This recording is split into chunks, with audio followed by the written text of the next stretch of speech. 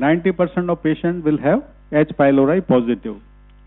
Majority of colonized people remain healthy and asymptomatic. Only a minority develop clinical disease. And in 90% of duodenal ulcer patients, H. pylori will be found positive as well. In 70% of gastric ulcer patients, you may find H. pylori is positive. So this depends upon the host factor as well as bacterial. So immune response, smoking and stress, they may cause more of the ulcer formation. So it is H. pylori is able to facilitate gastric residence, induce mucosal injury and avoid host defense. So they survive by this way. It is motile and burrows and lives beneath the mucus layer. So they remain the mucus layer. They are flagellate and motile. They produce urease. This is their typical feature, which will decompose the urea and produce ammonia. So by way of urea, they decompose or metabolize the urea and it will form into ammonia. So this is also for diagnosis we'll later discuss. So by way of their proteins on the H. pylori, they secrete, they will increase the cell permeability, though they are able to penetrate through the cell. And efflux of micronutrients, their induction of apoptosis, that means cell death. So they'll induce cell death in the gastric and duodenal lining epithelium. So in majority patient it will cause mild pancreatitis only. In others they will cause enteral predominant pattern of gastritis. So this is here by duodenal ulcer there is enteral predominant gastritis, while in gastric ulcer there is non-atrophic pangastritis and corpus predominant atrophic gastritis. So in gastric you can see there is chances of gastric ulcer more.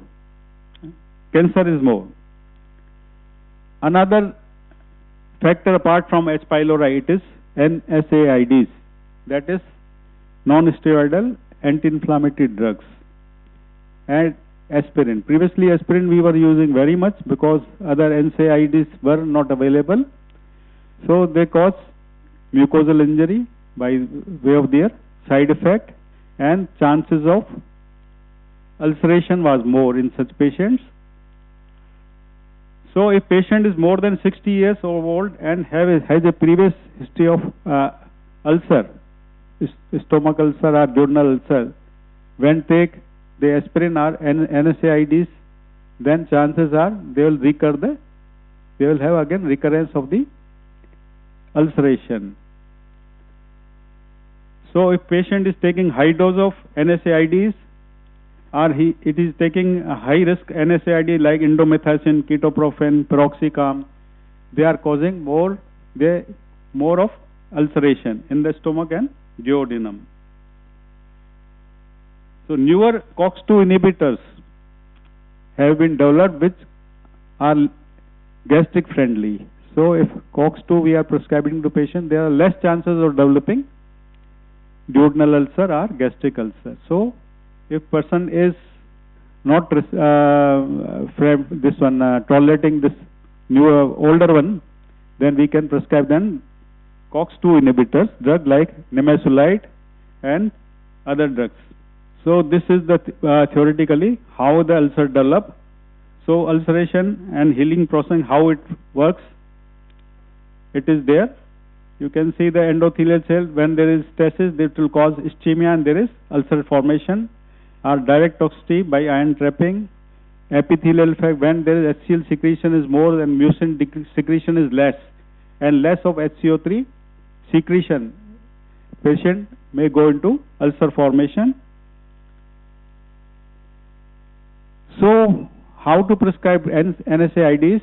So least dose and gastric friendly NSAID should be prescribed to the persons. Avoid NSAID in the warfarin because it will prolong the action of warfarin also. So more chances of bleeding. Give allow 2 to 3 weeks to assess the efficacy of the NSAID. If it is not responding, then you can shift to another NSAID. Always give proton pump inhibitor. Nowadays, proton pump inhibitors, particularly omeprazole and pantoprazole, they are quite cheaper. Government is giving free drugs to the patients. So anytime you prescribe these NSAID, give protective therapy also. Because we are giving NSAID nowadays for 1 week, at the most 2 weeks. We don't prescribe even severe osteoarthritis. Previously, we were using continuous 1 year, 2 year NSAIDs. And they were causing more problem. Nowadays, definite treatment of osteoarthritis has come. That is hip replacement or knee replacement. So we are not prescribing much of the NSAID, only when patient has undergone some acute trauma or some surgery for a limited period, 1 to 2 weeks only, and then SOS use only. So always give PPIs or H2 receptor blockers along with the NSAID. So they should not be prescribed for longer time, and never prescribe more than one NSAID at a time. Smoking. Again, there are multiple factors. Smoking will promote the ulcer formation. So any person who is smoker, less of bicarbonate secretion, mucus secretion is less in such persons. So they are more prone to develop gastric and duodenal ulcers. So one should avoid smoking. Hypergastриnemia states. So this is about Zollinger-Ellison syndrome. This is due to gastrin secretion, hypergastrin secretion. So hypergastриnemia is there. So there may be a tumor or simply cell hyperplasia to secrete more of the gastrin.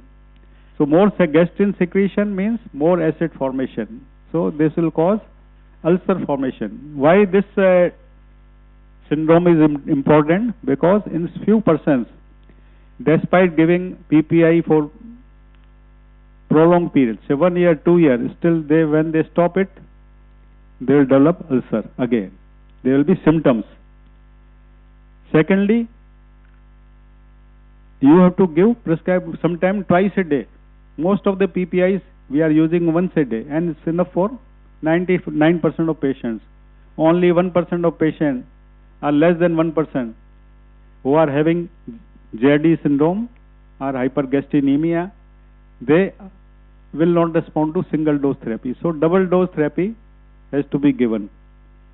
So this is rare, and 0.1% of cases of duodenal ulcers are due to this state, JD, and that both sexes are commonly involved. It is a part of ME. In few patients, it is part of MEN syndrome, that is multiple endocrine neoplasia. So most commonly it is found in the pancreas as well as in a part of duodenum which is near to the pancreas. So commonest location is pancreas and duodenum. Other sites are also seen rarely. So marked hyperactivity leading to severe peptic ulcer disease. It is caused by gastrin producing endocrine tumor. Multiple ulcers are found. Once you go for endoscopy, most of the time we find single ulcer only. But when you find multiple ulcers, think of Zollinger-Ellison syndrome. So you can go for the gastrin level in the serum, and for high fasting gastrin serum level more than 10 times of the normal level, and usually it is more than 1000 picogram per ml. And you can go for secretin testing if you suspect JD syndrome. So injection of secretin 1 unit per kg, it will increase the serum gastrin level by 50% of the baseline, and or 120 picogram per ml or greater of the gastrin level. So JD syndrome, it will cause, because the gastrin level is very high, 10-fold the normal. So acid production is very severe. It may regurgitate to esophagus also, and upper small intestine. So they may reduce the luminal pH to 2 or less. 2 or less means very highly acidic. Usually in the upper intestine there's alkaline pH. In the stomach it is acidic pH, while in the small intestine it is alkaline. When this acidity is increased in the upper part of the intestine, so as I told you, symptomatic, this may cause pancreatic lipase inactivation due to high acid environment, because in such patients so much of acid is produced that it may destroy the pancreatic lipase, as well as bile acids are precipitated due to high acidic environment because of high acid output. So patient will complain of diarrhea and steatorrhea. So a patient with burning epigastrium of prolonged duration, 1 year, 2 years, 3 years, not responding to PPI, requiring double dose, still they are complaining also diarrhea and steatorrhea. Your mind should click to the possibility of JD syndrome, Zollinger-Ellison syndrome. So around 90% tumor occur in the pancreatic head or proximal duodenal wall. At least half are multiple, and tumor size can vary from 1 millimeter to 20 centimeters. So big tumor may be found. This gastrinoma may be multiple also. Half to 2/3 and 50 to 66% of patients may this gastrinoma are usually malignant, but they are slow growing and they are part of multiple endocrine neoplasia in 60% of patients, 20 to 60%. So always search for the MEN, other features of other associated pathologies with the diseases associated with MEN. So severe and often multiple peptic ulcers are found in the unusual sites. So not only multiple, but not at one side, but multiple sites, and abnormal sites like post-bulbar duodenum, jejunum, esophagus, and they have got poor response to standard ulcer therapy, and rate of complication in such patients due to high acid output, it is very high. So more chances of bleeding and perforation. So any patient with these complications, search for Zollinger-Ellison syndrome. So how to diagnose? This just for outline. At this stage, imaging techniques like CT, MRI, isotope scanning, and endoscopic ultrasonography, these all may add into diagnosis of such patients. So radio-labeled somatostatin receptor scintigraphy and 68 gallium dotatate PET scan, they are useful to locate the gastrinoma. So synthetic somatostatin analog octreotide, when given subcutaneously, it will reduce gastric secretion, and they are useful for treatment as well as for diagnosis sometimes. Overall survival is 5-year survival is 60 to 75%, because most of the patients are malignant. So all patients with JD syndrome should undergo screening for MEN1. So other causes may be other infections, drugs and toxins, not only NSAID but other drugs and toxins and miscellaneous. Malignant ulcer disease you will read in your surgical this one. Systemic inflammatory disease disorders, they are also causing sometimes ulcer formation, particularly Crohn's disease, ulcerative inflammation, various vasculitis like Beckett's disease in the mouth you can see. So ulceration in GI due to vasculitis, Churg-Strauss syndrome, these are very rare causes.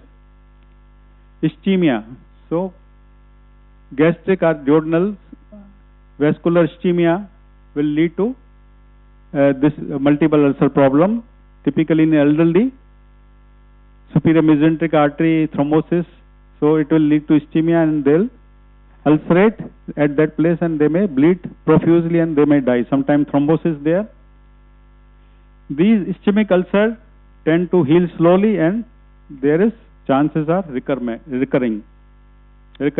So upper mesenteric ischemia causes, this is typical history for mesenteric artery thrombosis or ischemia, that there is upper abdominal pain which will be elicited by meal or physical activity.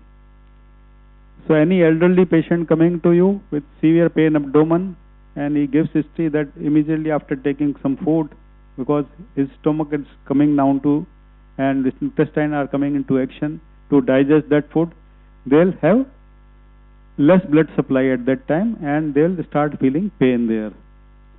And particularly if there is profuse bleeding per rectum or hematemesis, then be alert. That patient is not simple and you try to manage it in hospital.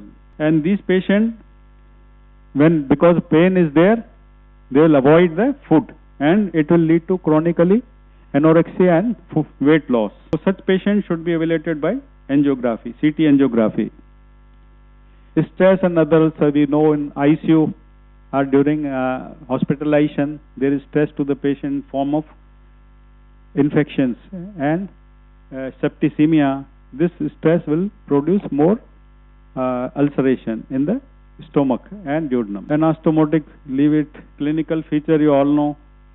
Common presentation is epigastric pain and discomfort precipitated by food, nausea and vomiting, weight loss, hematemesis, sometimes melena. So typical pattern in duodenal ulcer is usually pain occur after 90 minutes, 1.5 hours to 3 hours later to food. So patient is taking food, gone for sleeping, and suddenly in 12 o'clock midnight he'll wake up and say, I have got pain abdomen, suspect there may be duodenal ulcer. And it is usually after meal and frequently relieved by antacids or food. So these patients, when they are empty stomach, fasting little, they will start having pain abdomen. And food will relieve their, or antacid will relieve their pain. So it may occur between midnight and to 3 a.m. In gastric ulcer, pain pattern is different because ulcer is in the stomach, immediately food go there and it will irritate the ulcer and pain will start with the food. So discomfort precipitated by food, there is nausea. Since there is pain immediately after food, so he will develop anorexia. So he may develop weight loss. So elderly patients are less likely to have abdominal pain usually as presentation, rather they may present with ulcer bleeding and perforation, sometimes melena. So clinically, endoscopy detect the ulcer, and 30% of patients, less than 30% of patients will have ulceration in the stomach and duodenum. When we are thinking confirmed diagnosis that patient has got so long time history of burning epigastrium, still we do endoscopy and we will not find any ulcer. Only simply gastric hyperemia is there. Only red spots are there. No frank ulcer is there. So only less than 30% patients with typical symptom will be endoscopically proved to have duodenal ulcer or gastric ulcer. That's why we write diagnosis nowadays APD, that is acid peptic disease, because we are not confirmed that it is due to ulcer only. It is due to acid peptic disease. When it is endoscopically confirmed, then we can label them as a peptic ulcer disease. So clinically we already, so when pain is there and radiating to back, from epigastrium to back, chances are patient is going into perforation. So penetrating ulcer, when there it may, chances are that he may perforate later on. So pain radiating back is a very dangerous sign or symptom. Sudden onset, severe pain and generalized pain later on. So epigastric pain suddenly happening at one go, and after 1 hour it radiates to whole abdomen and abdomen is tight.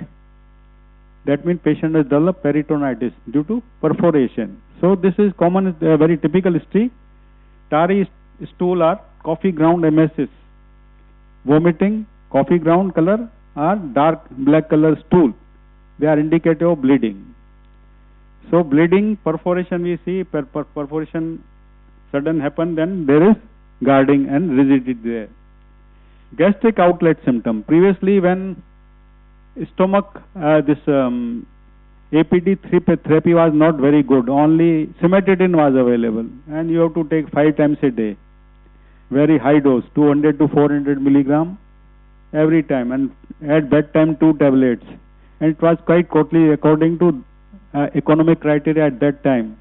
it was available at 10 rupees when hardly 2000 rupees or 1500 rupees one person was earning. So single patient was consuming 5 tablets a day at 50 rupees per day. So you can see 1500 rupees per month therapy. So this was quite costly at that time, and people were using only antacids only. So this was relieving the pain only, but ulcer relief was less common. So continuous symptoms were there. Patients were developing usually ulceration, and they will go into gastric outlet obstruction. So patient will, they will be presenting pain worsening with meals. There will be nausea, vomiting, and undigested food. Say 2 दिन पहले उसने पनीर खाया, 2 दिन बाद में पनीर निकल रहा है, तो that was indication of gastric outlet. So this was common in those days. This was common in those days, about 30-40 years back. So you have to keep the history like that. Nowadays gastric outlet very rare, very less frequently we are finding. So physical examination of peptic ulcer, epigastric tenderness will be there, tachycardia and hypotension due to bleeding. So we have to take the BP pulse, we have to maintain chart, and vomiting or active GI blood loss may cause this thing, perforation. So we have to palpate the abdomen. Gastric outlet obstruction.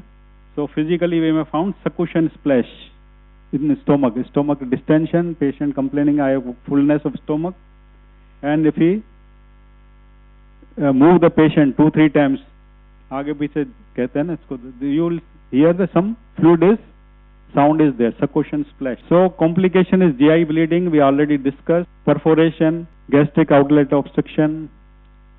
So what are the diagnostic? Gastroduodenoscopy, barium contrast was used previously, even double contrast barium meal examination was used that time. So these are procedures which were involving fluid, the contrast drinking. Then we'll take the multiple X-rays of the stomach, then follow through, then you can take after 15 minutes, duodenal pictures will come, and they will give indirect indication about the ulcer formation. So we will say, oh, there is some collection of fluid here, the dye here, and there is probably ulcer. But this has been replaced almost now by endoscopy, because we are doing direct visualization of the gastric and duodenal epithelium. So they are much more sensitive and specific and diagnostic. So this barium contrast has been almost abandoned in favor of endoscopy. Nowadays endoscopic ultrasound. So this is usually used for the gallbladder stone. So if gallbladder stone or sludge is there, and we have to see whether stone is there or no. Microstones or calculus are passing. So patient having attacks of pancreatitis, mild pancreatitis repeatedly, and USG is not showing anything, we can go for the endoscopic ultrasound. So another is Helicobacter H. pylori testing. So histological examination, we'll do endoscopy, take a piece of mucosa, and we'll send for the staining by GIMSA and do culture for H. pylori. We can go for serum antibodies, stool antigen test, we'll just see. Carbon-13 labeled radioactive carbon urea breath test. So we'll just now discuss. So if we are suspecting hypersecretory syndrome, we'll go for serum gastric elevation test and gastric provocative test by intravenous secretin. So we have already discussed evaluation by endoscopy. So H. pylori, you'll see this. So there are tests, invasive and non-invasive. This also, I think your book also has got this thing. Rapid urease test. So non-invasive, this is invasive by endoscopy or biopsy. We'll do this by a piece of the tissue, put it there. It's simple, fast and negative, but it can be falsely negative with recent use of PPI. So at least 5 days of PPI should be stopped, and then we should go for this test. Histopathological, so it requires processing and staining and provides histological information about the mucosa.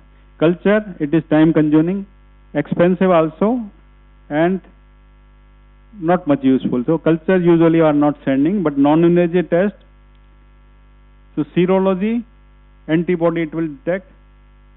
So it is inexpensive, not much expensive, convenient. Urea breath test, it was previously very much used. So radio labeled urea given, and this is developing ureas which will produce ammonia, this H. pylori. So we'll put in the phenolphthalein containing jar, it will become pink. So ammonia will cause alkalinization of the medium. So it will give indication that H. pylori is present. Stool antigen, it is very inexpensive and very convenient. So differential diagnosis, you can see treatment, how to start. So mainstay is eradication of H. pylori. So patient first we give usually PPI or H2 blockers. We'll just go through that. But patient is not improving, we can go for the H. pylori test. You try to prevent NSAID or other drug consumption and acid neutralizing inhibiting drugs. So treatment points are acid neutralizing or inhibitory drugs. So antacids is one of the medium. This was a H2 receptor blocker, PPI, sucralfate, treatment of H. pylori and surgical therapy for complications. So antacid, previously we were prescribing, still we are on demand, we are prescribing to the patient. We know that it is not giving good results, but immediate relief is very good with them because they do not help much in the ulcer, this one repair. So it will give immediate relief because they will form a layer on the ulcer and their nerve endings which have gone bare due to ulcer formation, it will be relieved immediately. So most commonly used antacids are aluminum hydroxide and magnesium hydroxide. So aluminum is causing constipation, magnesium is causing diarrhea. So we give combination of both them so that gastric, this one, there is no diarrhea or constipation to such patients. Previously we are using ENO, still we are using sometime ENO that contains calcium carbonate, soda bicarbonate. So they are useful but to a limited extent. H2 receptor blocker, although you know, ranitidine is most common drug. So another is famotidine and nizatidine. Cimetidine already out of fashion and very costly drug it was, and 4 times, 5 times you have to give, so it is not used nowadays. So this is H2 receptor blocker. Why? Because they got, their structure is homology with the histamine. So their action is also sometimes like antihistaminic drugs. So they can cause sedation also. So H2 receptor blockers very commonly nowadays very cheaper. So this is dosings for Rentec, ranitidine or Stec. This 300 milligram HS or 150 milligram BD is commonly used. Proton pump inhibitors, the 4 or 5 types usually we are using. Omeprazole is simplest and cheapest, 20 milligram dose. Esomeprazole 20 or 40 milligram. Lansoprazole nowadays out of fashion, so nobody is prescribing. But rabeprazole and pantoprazole now are newer drugs. 40 milligram and rabeprazole is 20 milligram. So it takes around 2 to 5 days for gastric ulcer secretion to return to normal once these drugs have been discontinued. So after 2 to 5 days again patient will have recurrence of the symptoms. So this has to be continued for longer time. But there are some complications or side effects of these drugs. Though they are quite innocuous, we are prescribing them for 2, 3, 4, 5 years they are taking. PPI, omeprazole, they are once start, they will take for lifelong. But there have been questions nowadays to use such drugs for prolonged time because in certain cases they have given some side effects like community acquired pneumonia.